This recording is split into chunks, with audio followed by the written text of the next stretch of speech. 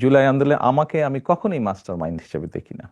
এই যে 5ই আগস্ট যেই আন্দোলন, জুলাই আন্দোলন বলে যেটি বিখ্যাত বা যেটি সকলের কাছে গৃহীত, এই আন্দোলনটি সফল হয়েছে জুলাই মাসে, কিন্তু এই আন্দোলনটি প্রেক্ষাপট শুরু হয়েছে কিন্তু বহু বছর আগে থেকে। এই আন্দোলনে বাংলাদেশের গণতান্ত্রিক রাজনৈতিক দলগুলোর নেতাকর্মীরা, সেটি বিএনপি হোক বা অন্য রাজনৈতিক দলগুলো হোক, যারা গণতান্ত্রিক রাজনৈতিক দল, প্রত্যেকটি রাজনৈতিক দল বিভিন্নভাবে অবদান রেখেছে, বিভিন্নভাবে তাদের নেতাকর্মীরা নির্যাতিত হয়েছে। আমরা দেখেছি সেদিন মাদ্রাসার ছাত্ররা, তারা ছিলেন এই আন্দোলনের মাঠে। আমরা দেখেছি গৃহিণীরা পর্যন্ত রাস্তায় নেমে এসেছেন সন্তানের পেছনে।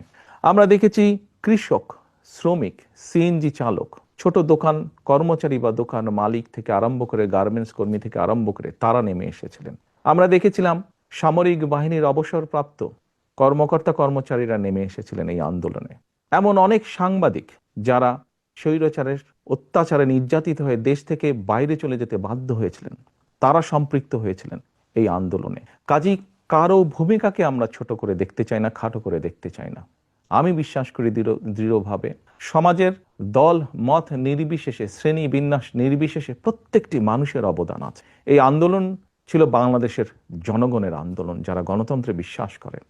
এই আন্দোলনের মাস্টার মাইন্ড কোনো দল, কোনো ব্যক্তি নয়।